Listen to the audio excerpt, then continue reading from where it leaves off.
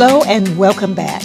My name is Brenda Holtz, and this is Sewism number 3 of things you will not get in a sewing class. So today's Sewism is make a wish list.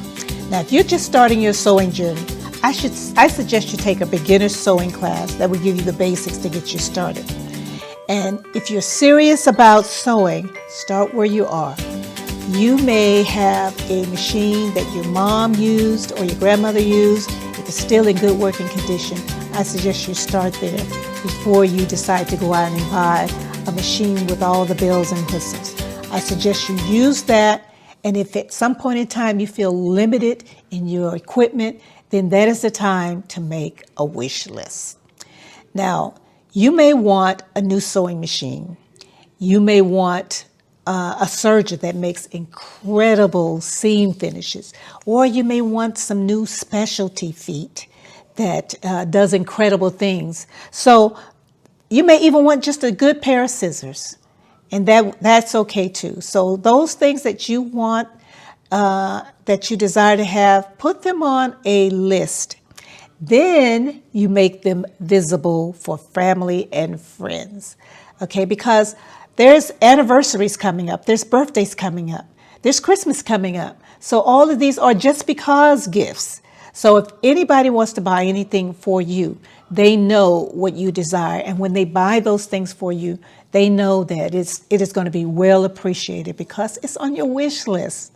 Okay, so now if you're looking for a new sewing machine at some point in time, I suggest you check out the YouTube video I made in what to look for in buying a sewing machine, because that would give you some knowledge and some information and help you to find out what is available to you and the kind of things you would like to have on your sewing machine.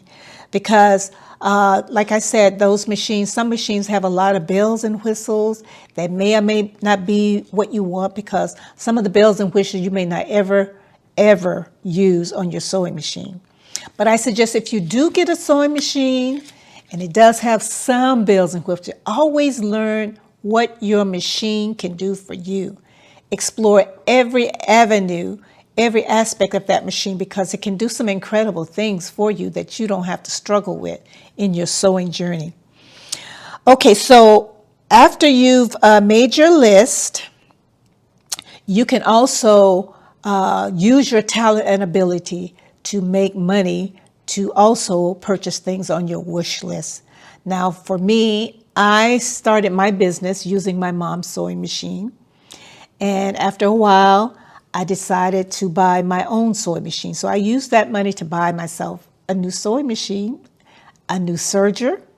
And over time, I bought a fancy iron. It was a gravity drip iron. I love that iron. I think I burned it out.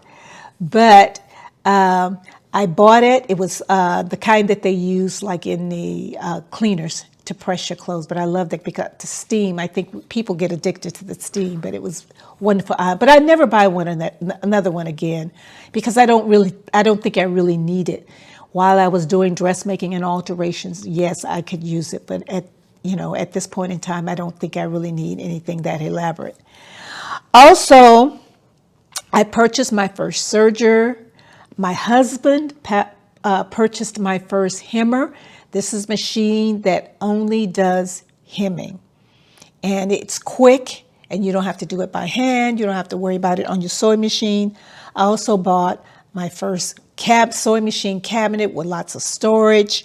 So all of these things, you can put these things on your wish list so that people will know and understand what you're trying to achieve. Okay, so these are the things, there are many things out there that you can acquire as part of your sewing journey. So write it down, make a list, and decide what you would like to have. So that is my Sewism number 3, make a wish list. Okay, so that's all I have for you today. So I will see you in the next video in Sewism number